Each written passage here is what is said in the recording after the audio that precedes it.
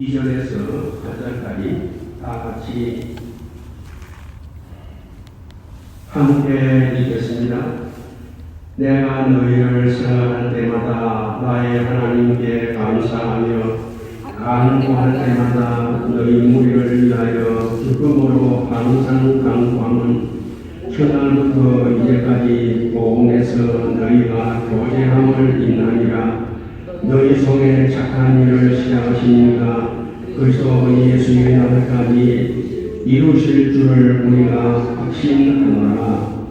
내가 너희 무리를 위하여 이와 같이 생각하는 것이 마땅하니 이는 너희가 내 마음에 있으며 나의 내용과 복음을 변명함과 확정하며 너희가 다 나와 함께 은혜에 참여한 자가 되리라. 내가 예수 그리스도의 심정으로 너희 무리를 어떻게 사모하는지 하나님이 내 정인이시라.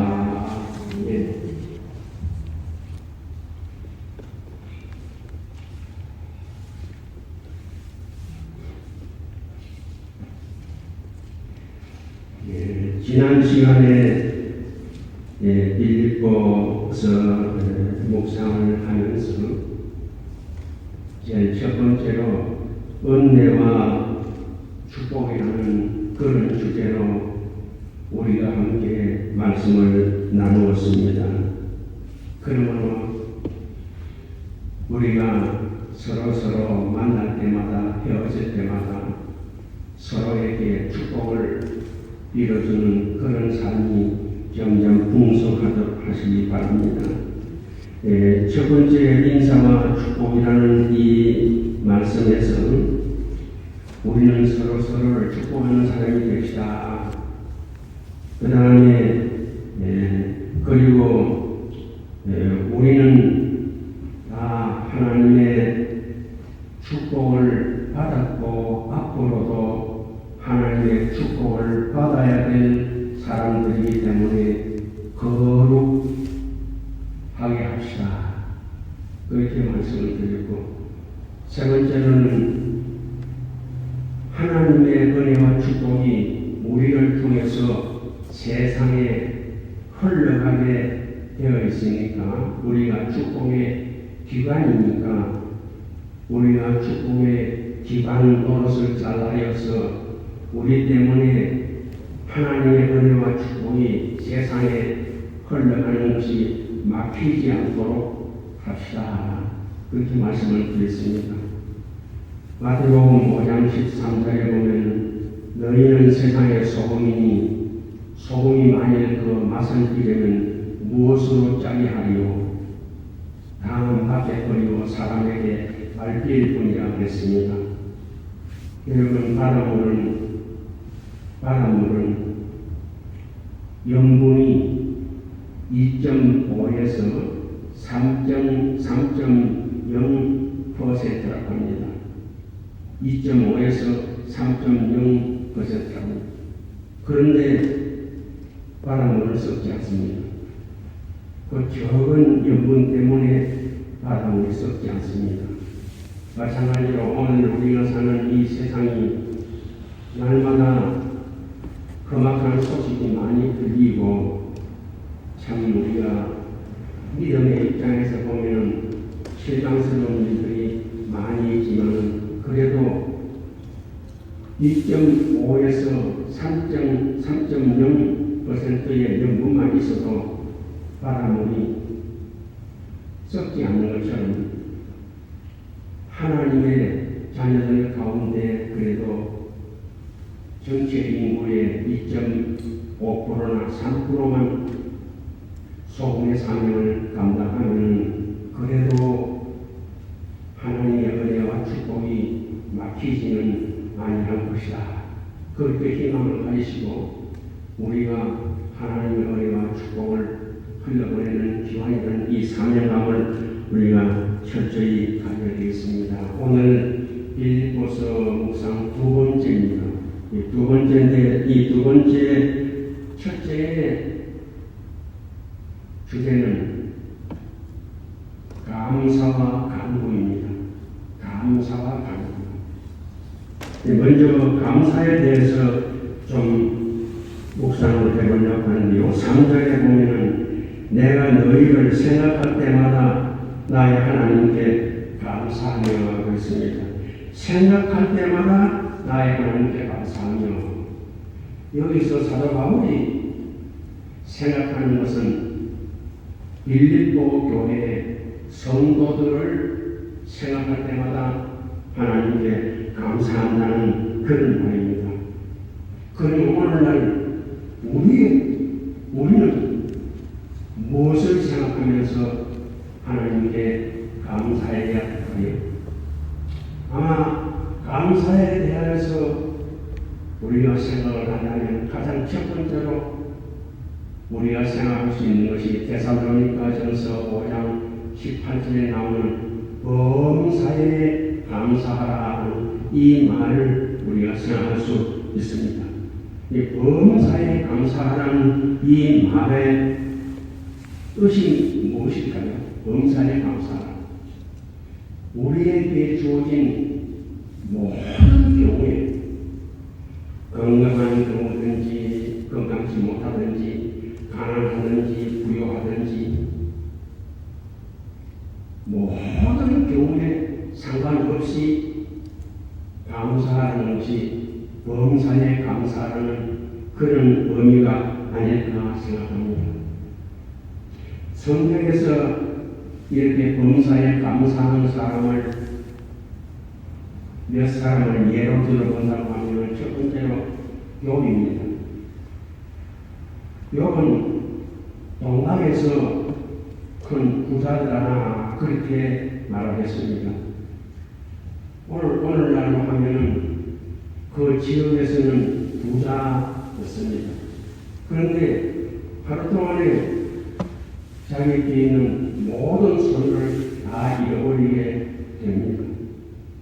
그리고 눈에 넣어도 아프지 아니하는 7남 3녀의 자녀들도 하루 동안에 다 잃어버렸습니다.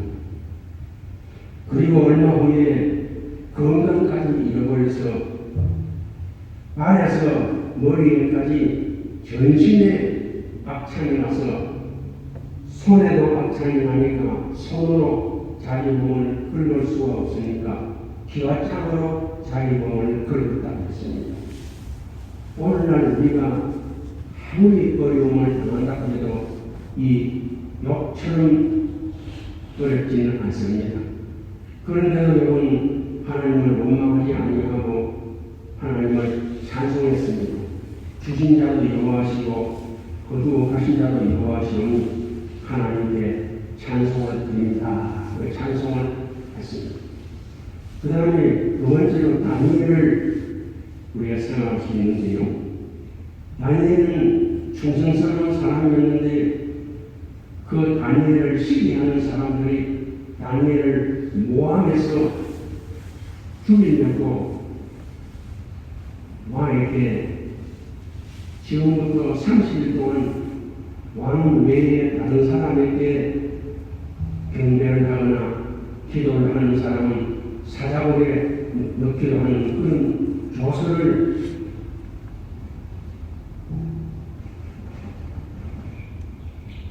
왕에게 부탁을 했습니다. 그러나 왕은 아무것도 모르고 그 조서에 의인을 찍고 있습니다.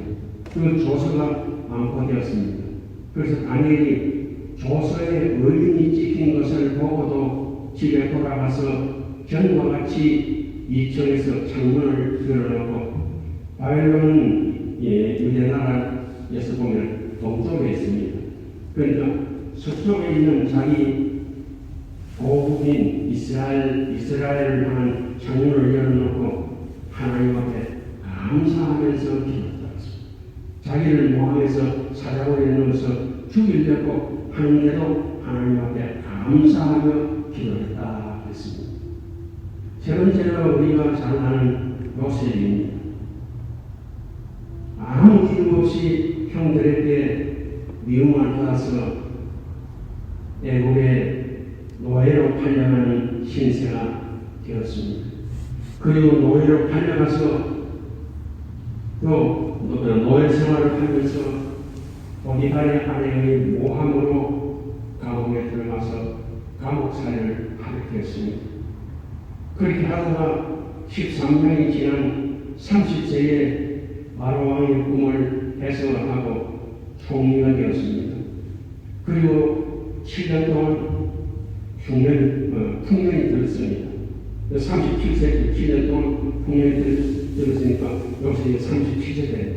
그 다음에 7년 흉년이 들기 시작했는데 그 흉년이 들고 2년 만에 자기 형제들을 애국에서 만나게 되었습니다.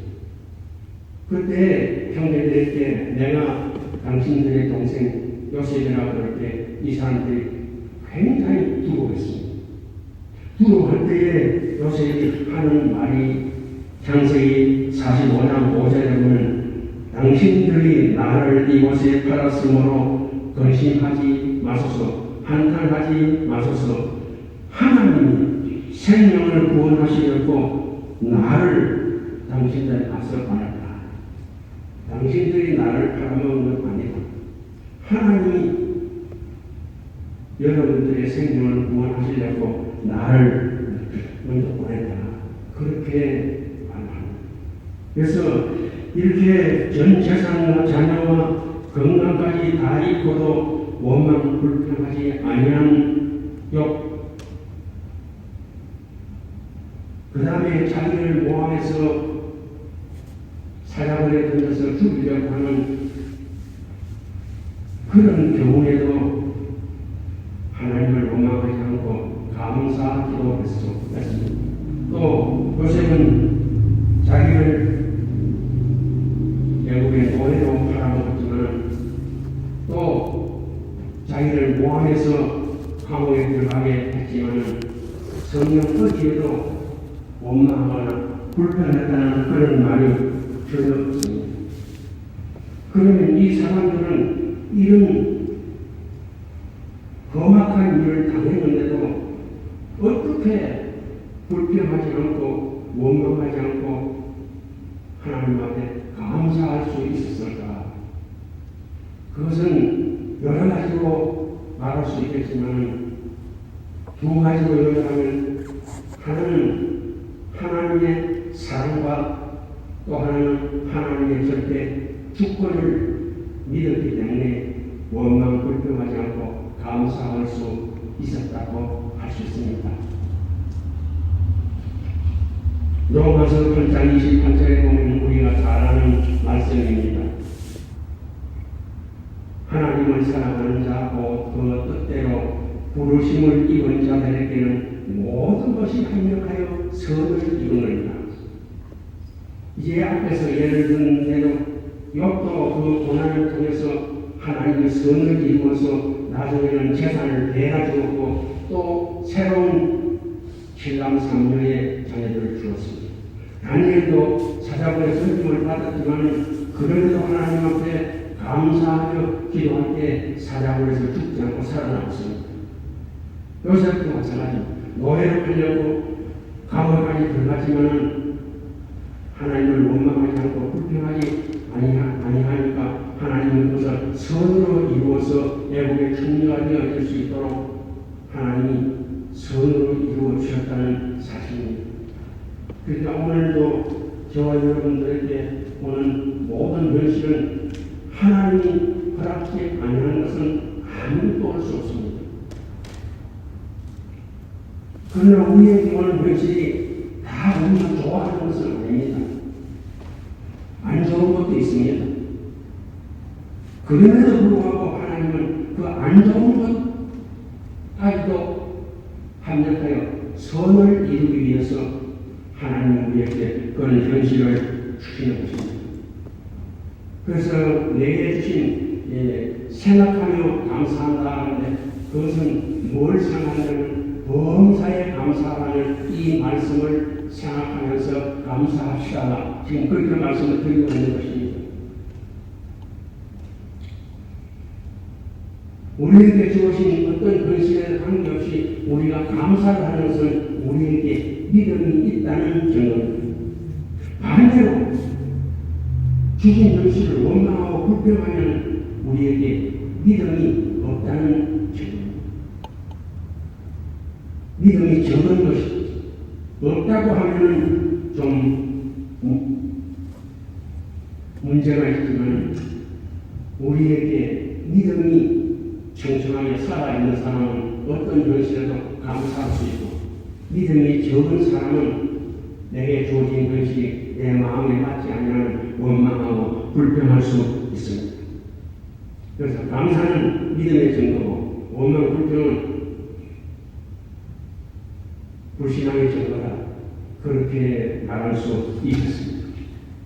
마태복음 20장 1절로 16절에 보면 포도원 비유를 예수님이 말씀하셨습니다. 한 포도원 주인이 일꾼을 구하기 위해서 일꾼들이 모여있는 오늘날 같은 홈디포나 이런 곳에 일꾼들이 모여있지 않습니까? 그와 같이 일꾼들이 모여있는 곳에 포도원 주인이 가서 일꾼을 하루에 한 데나리온씩 형상을 약속하고 자기 포도원에 들여보냅니다. 아침에 일찍 나가서 그 다음에 3시에 나가고 6시에 나가고 9시에 나가고 11시에까지 나가서 계속해서 일꾼들을 자기 포도원에 들여보냅니다. 그리고 하루의 일과가 끝난 다음에 정기에게 일꾼들에게 봉사를 주라고 마지막에 온 사람은 11시에 왔으니까 1시간밖에 일하지 않았습니다. 그런데 그 사람에게도 한 데나리온을 줬습니다. 그런데 아침 일찍 그 사람은 하루 종일 일했는데도 똑같이 한 데나리온을 줬습니다. 그러니까 우리가 잘 아는 대로 아침 일찍 왔는 사람이 주인을 원망을 하고 불평을 했습니다. 아니 이 사람은 1시간밖에 일하지 않았는데 우리는 하루 종일 일했는데 왜 똑같이 주느냐? 그럴 때 그 포도원 주인이 하는 말이 뭐냐고 하면 네가 나와 한 데나리온의 약속을 하지 않았느냐? 나는 너하고 약속을 지켰다. 그리고 1시간밖에 일하지 않은 이 사람은 비율로 하면 네가 한 데나리온 받으면 이 사람은 한 데나리온의 10분의 1밖에 일을 안 했으니까 한 데나리온의 10분의 1을 받아야 계산적으로는 맞다. 그것도 맞다. 그 말이 맞다. 실제로 이 사람은 10분의 1 데나리온 어치밖에 일을 안 했다. 그런데 이 사람에게 한 데나리온을 주는 것은 내가 그 10분의 9를 내 것을 가지고 채워준 것이다. 분쌍이 아니라 분쌍은 10분의 1밖에 안 되지만 나머지 10분의 9를 그냥 내 돈 가지고 채워준 것이다. 그렇게 이 사람들이 불평을 한 것은 믿음이 없어서 불평하는 것이라고 그렇게 할 수밖에 없습니다. 포도원은 오늘날 우리가 사는 세상과 마찬가지입니다. 어떤 사람은 모태신앙으로 태어나서 평생 신앙생활을 하다가 하늘나라로 가는 사람이 있습니다. 그러나 예수님 십자가에 못 박힐 때 오른편에 있던 강도는 그때까지 죄짓고 못된 짓이나 못된 짓은 다 하다가 마지막 숨 끊어질 때 예수여 당신의 나라에 임할 때 나를 생각하서 할 때 예수님이 네가 오늘 나와 함께 나무에 있으리라. 못해서 너 태어나서 평생 신앙생활을 한 사람도 있고 마지막 숨길 때 나를 생각하시면서 믿음으로 구원해서 똑같은 천국에 갔습니다. 그 포도원 비유하고 비슷한 그런 일. 우리가 세상을 살다가 보면 어떤 사람은 검수들로 태어나서 날 때부터 좋은 환경에서 태어나가지고 평생도록 고생이라는 고생은 한 번도 해보지 않고 잘 살다가 가는 사람도 있습니다. 그러나 어떤 사람은 국수로 태어나서 평생도록 고생이라는 고생은 전부 다 하다가 가는 사람도 있습니다. 그 굉장히 억울하잖아요. 어떤 사람은 부자로 태어나고 어떤 사람은 이렇게 가난하게 태어나서 어두운 기후에처럼 비교하면 가난하게 태어난 사람들은 굉장히 억울하지. 그러나 아닙니다. 반드시 하나님은 한perf한 선을 이루어요. 어떤 사람은 태어날 때부터 건강하게 태어나서 평생도 병이라는 병은 한 번도 알아본 적이 없이 건강하게 산다, 건강하게 가는 사람이 있어요. 태어날 때부터 어떤 사람들은 병약하게 태어나서 평생 질병이나 짐을, 무거운 짐을 짊어지고 고생하면서 살다 가는 사람이 있어요. 그건 굉장히 불공평한 것이죠. 아닙니다. 세상에서 경제적으로 어려운 사람일수록 우리가 성경적으로 보면 영적으로 부여진다. 육체적으로 건강치 못한 사람일수록 속 사람이 건강한 사람보다 더 새롭게 됩니다. 합력할 수를 그러니까 우리에게 주어진 모든 현실 가운데서 우리가 항상 범사에 가자. 왜냐하면 하나님이 내게 주신 이 가난을 통해서 합력하여 선을 이루어서 영적으로 부유하게 만들어 주실 것을 믿으시고 감사합니다. 건강하지 못하면 내가 몸은 건강하지 못하지만 하나님이 내 속 사람을 육신 건강한 사람보다 더 건강하게, 더 튼튼하게, 영광스럽게 만들어 주실 것이라고 믿고 모든 경우에 감사하면서 살아가심으로 남은 삶이 하나님이 우리의 삶을 통해서 합력하여 선을 이루어 나가는 그런 삶으로 점점 풍성하시기를 축원드립니다. 두 번째로 간구에 대한 말씀인데요. 4절에 보면 이렇게 말하고 있습니다. 간구할 때마다 너희 무리를 위하여 기쁨으로 항상 간구하면 간구는 기도입니다. 기도하면 첫 번째로 생각나는 것이 역시 데살로니가전서 5장 17절 쉬지 말고 기도하라.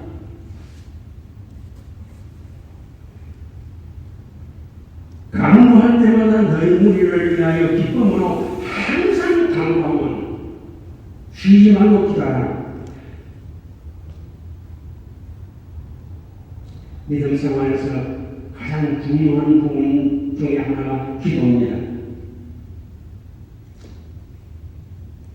기도에 대해서 묵상하면서 첫 번째로 기도 생활을 쉬지 말고 하시기를 부탁드립니다. 사무엘상 12장 23절에 보면 기도하기를 쉬는 죄를 결코 범치 아니하고 기도를 쉬는 것은 죄를 짓는 것이라고 사무엘은 그렇게 고백을 합니다. 쉬지 말고 기도하는 것은 우리의 삶이 기도적인 삶이 되면 됩니다.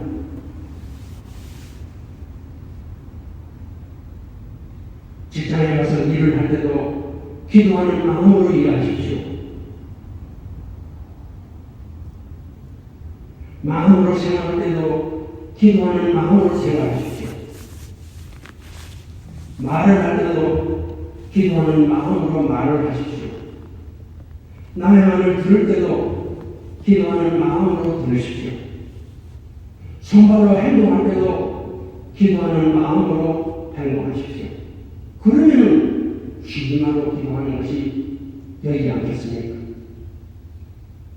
꼭 우리가 눈을 감고 자리를 잡고 앉아서 기도해야 쉬지 말고 기도하는 것은 아닙니다. 기도하는 마음으로 살아가면 쉬지 말고 기도하는 것이 될 수 있습니다. 그리고 하루에 몇 번씩이라도 꼭 시간을 정해놓고도 기도하십시오. 바쁜 세상에 어떻게 하루에 몇 번씩 시간을 정해놓고 기도합니까? 바쁜 세상에 어떻게 하루에 3끼씩 밥을 꼬박꼬박 차려 먹습니까?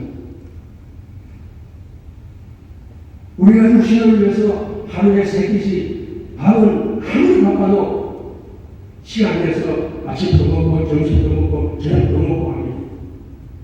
근데 영혼을 위해서 기도하는 것을 하루에 몇 번씩 시간을 정해놓고 기도하지 못한다는 것은 말이 안 되는 거죠.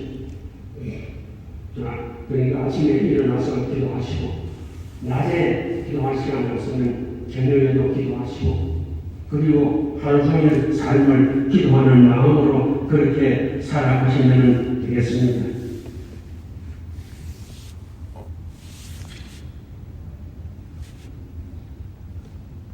꼭 여러분들이 반문을 하시기를 그렇게 하루에 몇 번씩 정해놓고 기도를 하면 그럼 기도할 내용이 있습니까? 그렇게 반문할 수 있습니다. 아니, 꼭 다른 내용으로 할 필요 없습니다. 같은 내용에도 괜찮습니다. 왜냐하면 예수님이 겟세마네 동산에서 기도하실 때에 같은 내용으로 3번 기도했다고 했습니다. 그 여러 시간 밤새도록 기도하신 건 아닙니다. 잠깐 3번 기도했는데 같은 내용으로 3번을 기도했다. 아침에도 같은 기도, 저녁에도 같은 기도 괜찮습니다. 예수님도 그랬는데요. 그냥 기도할 하루는 그렇게 몇 번씩이나 기도하면 기도할 내용이 있느냐는 걱정할 필요 없습니다.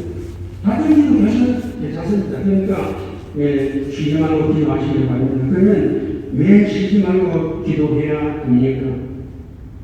우리가 연약하기 때문입니다. 우리는 연약하기 때문에 하나님의 도우심이 필요합니다. 그렇기 때문에 쉬지 말고 기도하는 것이 필요합니다. 세상에서 우리의 힘으로 할 수 있는 것은 별로 많지 않습니다.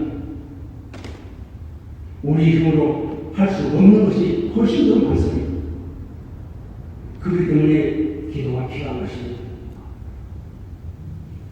그러면 아무리 기도해도 응답이 없는데요. 그렇게 말할 수 있습니다. 아니, 절대로 우리가 하나님 앞에 기도한 것은 응답이 없는 기도는 없습니다. 모든 기도는 반드시 응답이 있습니다. 예수님이 겟세마네 동산에서 기도하실 때 이 잔을 내게서 지나가게 하옵소서. 그는 나의 원대로 마옵시고 아버지의 원대로 되기를 원합니다. 그런데 이 잔을 내게서 지나가게 하옵소서. 그 기도는 들어주지 아니하시고 아버지의 뜻대로 되기를 원합니다는 그 기도를 응답해 주셔서 아버지의 뜻대로 십자가에 제물되어서 우리의 구원이 완성되었습니다. 그래서 예수님 기도가 응답이 된 것이죠. 그리고 사도 바울의 경우에도 보면은 사도 바울은 예수 믿는 사람을 핍박하기 위해서 다메섹으로 갔습니다. 다메섹에 갔을 때 해보다 더 밝은 빛은 봄으로 말미암아 눈이 잠깐 동안 실명을 했습니다. 앞을 볼 수가 없습니다. 그래서 사람들의 손에 이끌려서 다메섹의 어떤 가정에 들어가서 3일 동안 금식하면서 기도를 했습니다. 그때 아나니아라는 사람이 와서 바울에게 안수하면서 네가 길에서 만난 예수의 이름으로 내가 네게 구하노니 눈을 떠라고 그렇게 안수기도 하니까 눈에서 혹이 비늘 같은 것이 벗어져서 눈을 보게 되었습니다. 그러나 그 사건으로 인해서 눈병이 생겼습니다. 평생도록 눈병이 생겨서 사도 바울이 신약성경 13권을 바울 서신이나 우리가 그렇게 말하자면 이 바울 서신을 대부분 자신이 쓰지 못했습니다. 이 눈병 때문에 자기가 쓰지 못하고 다른 사람이 대피를 했습니다. 거의 대피를 했습니다. 그래서 하도 답답해서 사도 바울을 3번이나 하나님 앞에 이 눈병을 고쳐달라고 기도했지만 안 들어주시고 하나님 하시는 말씀이 내 은혜가 네게 족하다 했어요. 그래서 바울은 성경에 보면 자기가 삼천천에 올라가서 사람이 말로 할 수 없는 것을 보았고 사람이 들을 수 없는 것을 들었다는 것입니다. 보고 들었다. 그렇지만 하나님이 이 눈병을 통해서 바울을 겸손하게 만들었습니다. 만약에 눈병이 없었더라면 굉장히 교만하게 됐겠지. 예수님 이외에 그 예수님 이후에 바울처럼 믿음이 있는 사람은 없습니다. 그 하나님이 그 눈병을 통해서 겸손하게 만들어서 바울을 되게 한 것입니다. 그래서 기도 응답이 없는 것이 아니라 기도 응답이 있는 거예요. 어떤 목사님이 방송에 나와서 신앙 간증을 하는 것을 들었습니다. 자기 할아버지가 자기들이 태어났을 때에 자기도 모르는데 태어났을 때 그 할아버지 장모님이 하나님 앞에 소원 기도를 했습니다. 하나님 아버지, 우리 장손은 장로가 되게 하시고 둘째 손자는 목사가 되게 해주십시오. 그러니까 며느리가 그 시아버지 장모님한테 아버지 왜 장손을 장로가 되고 둘째가 목사가 되라고 기도합니까? 그럴 때에 그 장로님이 두고 보면 안다. 이 목사님은 그걸 모릅니다. 자기 어머니한테 들었습니다.